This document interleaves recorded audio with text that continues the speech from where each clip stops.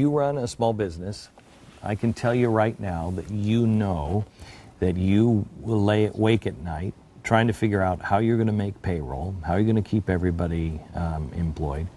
And on top of that, if you are a decent businessman, you also worry, how am I going to be able to afford insurance for our employees? We currently, at the Blaze, still purchase the best insurance money can buy. We cover absolutely everything, and our employees love it. I don't know how much longer we can afford to do that, especially when a Cadillac tax kicks in, and then the government says we're giving our employees too much. What right do they have?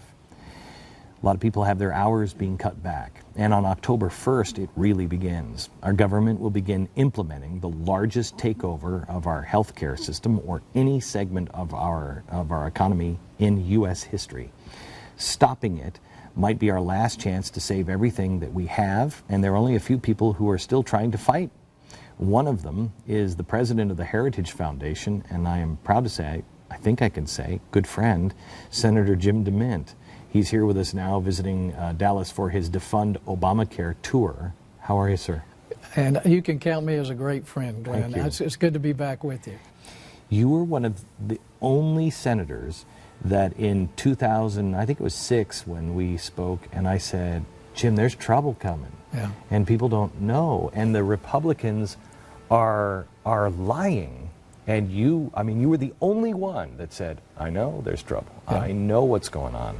And now here we are, and everything we talked about happening is now happening. Are we? How? Well, you were right in 2006, and I did everything I could to change some of the people who were in Congress. And we want to continue to do that in a different way. I'm convinced now, Glenn, that the only way to change Washington is to change our culture, to get people more informed and engaged in the process, to help them understand the things that you're talking about every day. When you talk about the Constitution, we know that a lot of Americans don't know that that's relevant to their life, that will make their life better. Learning how to connect is one of the things we're trying to do at the Heritage Foundation. But the most important thing, as you've already mentioned, that we can do right now as citizens is stop this devastating new health care law. It's going to fundamentally change not only our health care system, but our culture, our political system, our economy. So Mike Lee and Ted Cruz are right. And what they're fighting with in Washington is the Republican leadership has no strategy to deal with the funding of the government, the increase in the debt limit, the president trying to stop the sequester. So they've come out by themselves with just a few others, really, to try to focus America on what the real issue right now is, and that is stopping Obamacare. Their plan, Glenn, is the only reasonable way that the Republicans can stop this. And they're lying. The press and everybody else is lying, saying they want to shut down the government. They're saying absolutely not. They will fund everything else. Fund it all. Right. And the Republicans should have done that already before they left for the August break, and they should have gone home and said, listen, we funded the government. If the government shuts down, it's only because the president has decided he wants this failed law so bad that he's going to shut the government down. Right.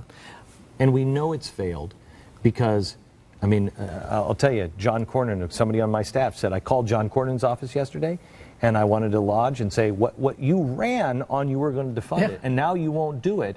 And he said, you know I'm talking to an employee and I know you just got the exemption from it. Yeah.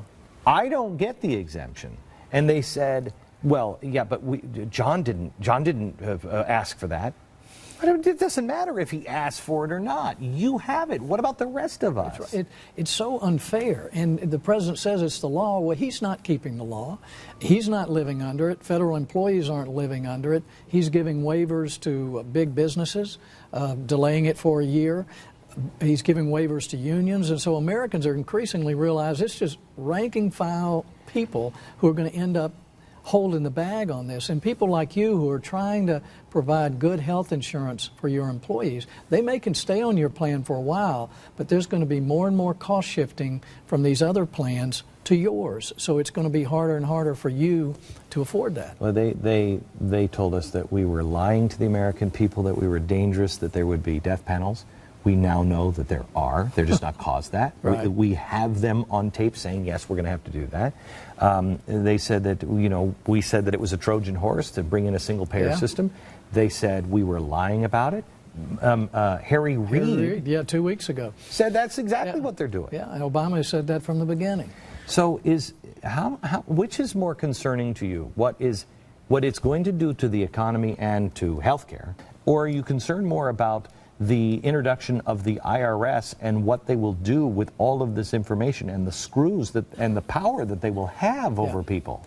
Well, people need to understand that not only will their tax records be moving around Washington because they have to know how much you make to figure your subsidy, but you're going to have other departments dealing with your medical records because these panels, as you mentioned, are going to be deciding, should you get this type of procedure or not? Should it be paid for or not?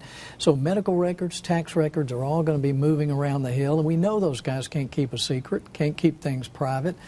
So by the time Americans figure out how devastating this is to their personal life, to their country as a whole, it's going to be so enmeshed in our culture, it's going to be hard to unravel. Is it really, truly that much of science fiction to say that somebody will say, look, I see here that, you need some surgery or whatever, and look, I mean, we're going to help you, but, you're part of a group here that is really causing some problems. I mean, really? Is a little campaign contribution might help this. Yeah, I mean, I think, it would be best for you, for me to be able to help you and get this passed for your health care is to be able to just shush. Well, it will control you as a person, but also our politics, Glenn. In Britain, the largest employer is the healthcare system. Right. They're all unionized. They basically control the political system in addition to all the health care.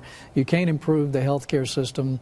You can't make it more efficient because it's all politically controlled now. So we can see where this is taking us, and I just think there needs to be a sense of urgency among the American people to go to those members of Congress who promised to do everything they could to stop Obamacare.